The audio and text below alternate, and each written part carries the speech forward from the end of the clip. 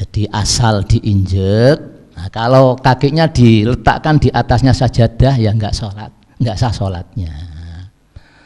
Ya mungkin eman karo sajadah lagi untuk oleh-oleh toko Mekah sajadah wapi li sikile teles nek didaki kok lak kempes engko nggih. Nah, terus didokok nok nduri sikil. Ini namanya hamil.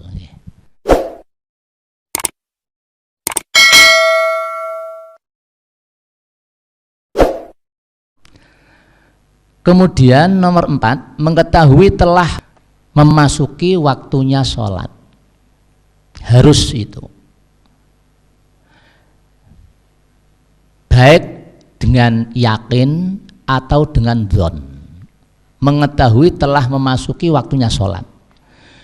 Umpama dia ada di tengah-tengah sawah, umpamanya. Jauh dari suara-suara adzan. Nah, kemudian dia ini sudah masuk zuhur apa belum, waktunya sholat zuhur sudah masuk apa belum, kemudian dia meletakkan apa itu ya, semacam bambu atau tongkat, dilihat oh ini ayang-ayangnya kok wis tumiba nok ngene sebelah wetane, sudah jatuh pada sebelah timur, berarti ini srengenge sudah agak ke barat. Sholat zuhur, assalamualaikum, ada orang datang kirim, jam berapa? Ini jam 1, sah sholatnya.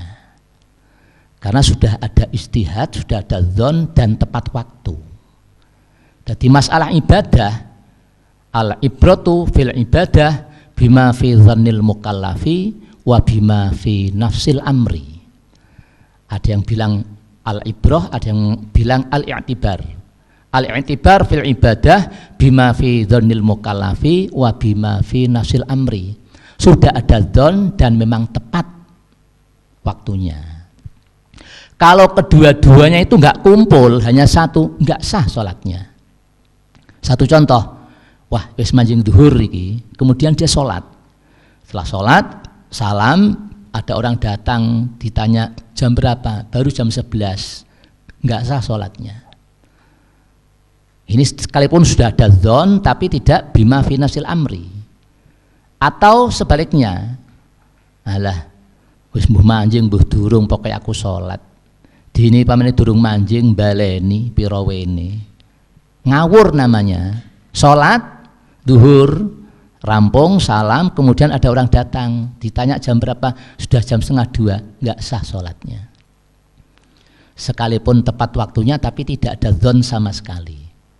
Al-ibrah fil ibadah bima fi dzannil mukallafi wa bima fi nafsil amri. Lain kalau masalah akad-akadan. Kalau masalah akad-akadan itu yang penting kenyataannya.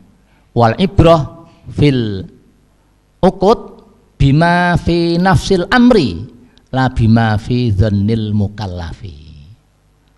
Niki kalau masalah akad-akadan itu yang penting itu pada waktu akad tepat. Sekalipun tidak ada dzon sama sekali. Kemudian nomor 5, menghadap kiblat. Menghadap kiblat, al-kiblah wal murad huwal Ka'bah. Ini nomor 5 ini juga masalah-masalah ini, masalah khilafiyah bainal ulama wal fuqaha. Menghadap kiblat itu apa ya, harus ainal kiblah, apa jihadal kiblah. Ini sudah ramai dibahas di dalam kitab-kitab fikih itu. Ada yang mengatakan harus ainal Ka'bah. Kalau tidak pas Ka'bah enggak sah. Tapi banyak yang mengatakan tidak harus ainal Ka'bah. Apalagi kanggene tiyang sing sangat jauh dari Ka'bah. Seperti Indonesia. Seperti negara-negara tetangga kita. Coba kalau kita secara jujur saja ya. Sekalipun belum, ini mungkin sebagian besar belum haji ini ya. Apa ada di antara sekian konco santri yang sudah berhaji ini? Ka'bah itu yang lebarnya kok hanya berapa meter? Ya mungkin sekitar 25 mungkin. Ka'bah itu ya hampir sekian inilah, kurang gede titik. Ka'bah itu Masjidil Haram, softnya itu melengkung, itu softnya melengkung. sini dengan sini itu sudah nggak sama softnya, melengkung. Lah kalau kita di Masjid Nabawi, Masjid Madinah, masjid yang luasnya entah ratusan meter itu ya, itu softnya itu jejak gitu, jejak terus upama ini sampai sana ya, sedangkan Ka'bah di sini umpamanya, itu paling-paling yang menghadap Ainal Ka'bah kan paling yang di tengah ini, yang di sini kan nggak iso pancer ini menurut aksarul fuqaha yang mengatakan apalagi kanggone wong yang jauh dari Ka'bah itu tidak diharuskan Ainal Ka'bah tapi jihatal Ka'bah, seperti Masjid Istiqlal, Masjid Surabaya Ngampel, yang apa itu yang luas-luas itu ya. Nah, dalam masalah ini kita bisa mengikuti yang jihatal Ka'bah, tapi ya tetap ikhtiar, tetap istihad. Kalau ada orang yang mau bangun masjid atau musola, biasanya mendatangkan orang yang ahli untuk memancarkan mancerno arahnya ke Ka'bah.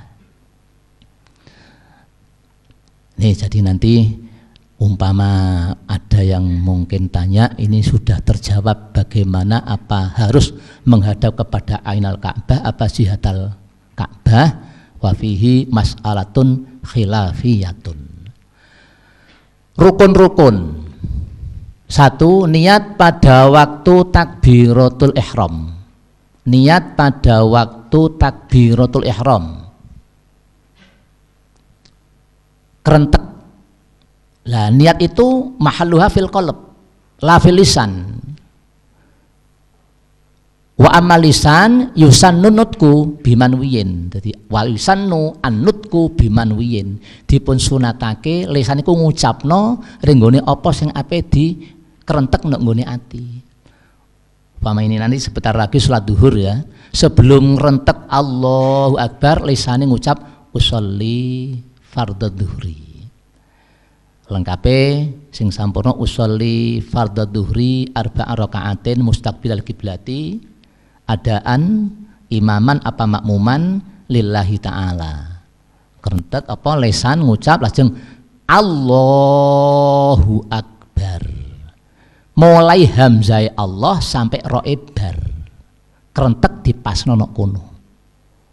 Allahu Akbar. Insya Allah kalau sudah dilatih mulai dari kecil enggak masalah itu.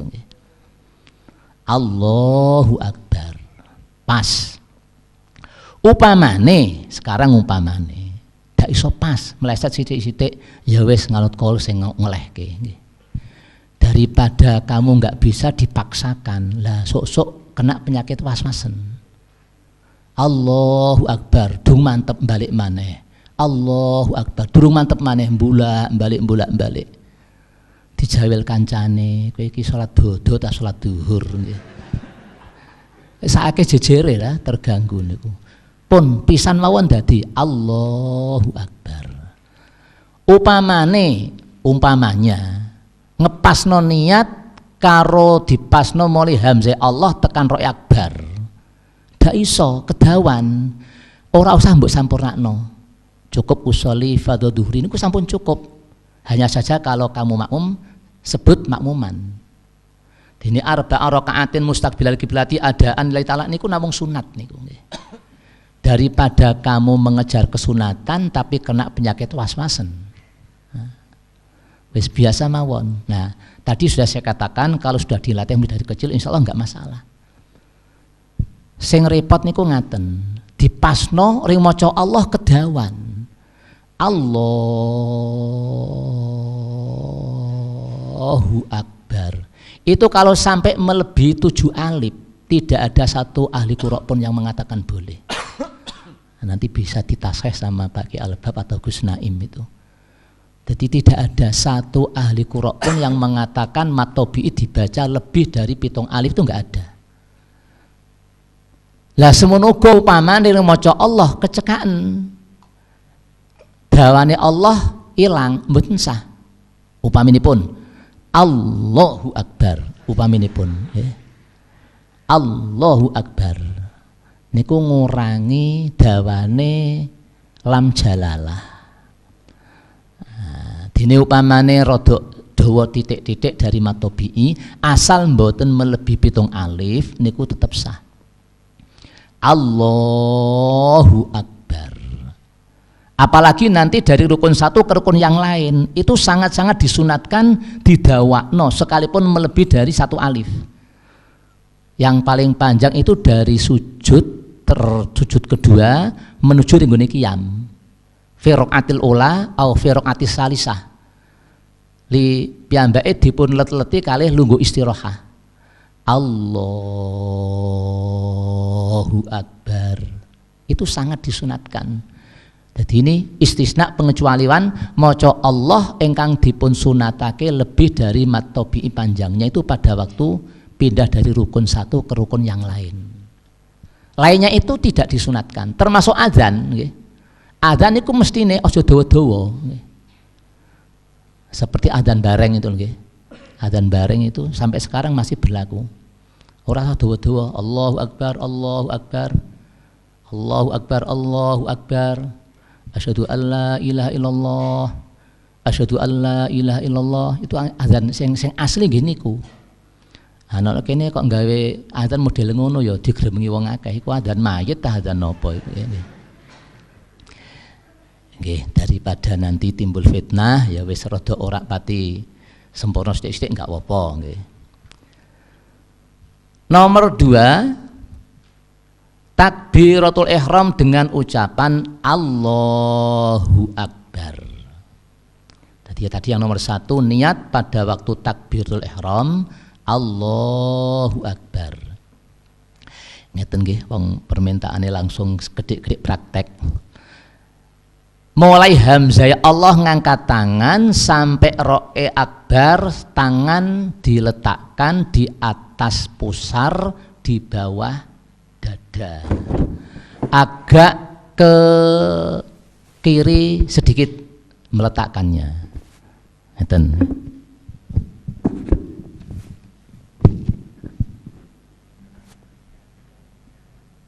Coba ya, seperti contohnya begini. Datang di tempat sholat, melihat mahali sujud, terus lesan ngucap wa yusannu annutku biman wiyid usolli fardhu subhi rakaataini mustaqbilal kiblati kawanan lillahi ta'ala upamane lho. Biasanya subuh kan jam itu, pondok kawanan lillahi ta'ala. Terus sebelum ngangkat tangan kesunatannya melihat pancer siti. Kira let Allahu Akbar. Tangannya gini. Takbiratul ihram atau takbir ke ruku atau bangun dari ruku atau bangun dari tahiyat awal itu sangat-sangat disunatkan ngangkat tangan. Lah posisinya tangan itu gini. Mboten ngeten. Nggih mboten ngeten.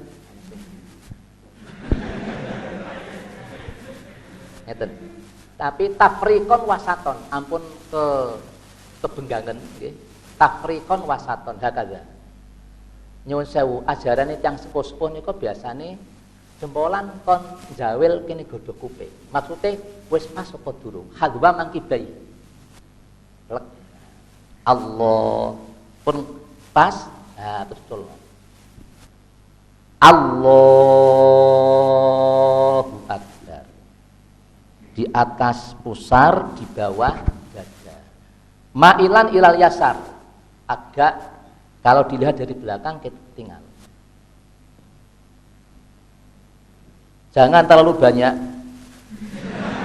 Jangan. Dekatan nih. Jadi ma'ilan ilal yasar li anal qalb mahalluhu fi huna. Yasar la fil yamin. Allahu Akbar.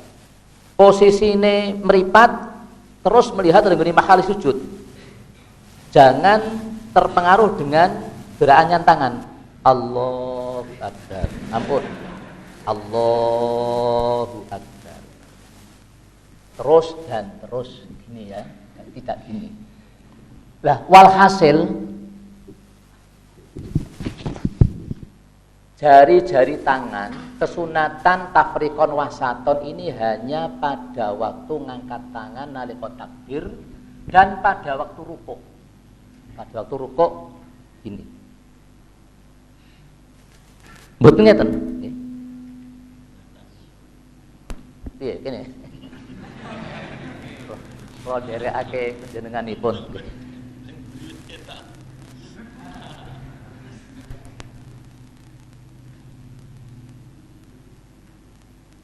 Jadi Allahu Akbar, setelah selesai baca Fatihah surat kemudian menuju rukuk, Allah ini lagi Allahu Akbar. Ini tangannya ya. Nah, ini selalu melihat yang ini mahali sujud, panggonan ini sujud. Jangan terlalu rendah. Jangan. Dan jangan terlalu ke atas.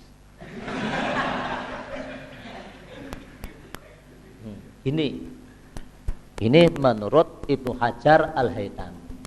Nek menurut Syekh Muhammad Romli,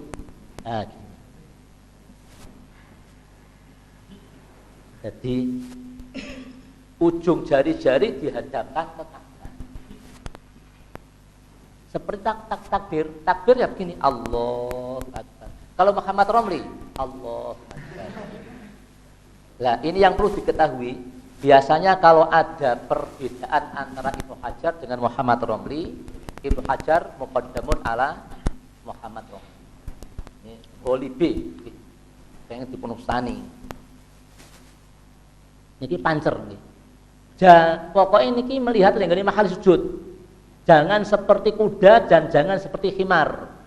Ada yang begini. Ada yang begini.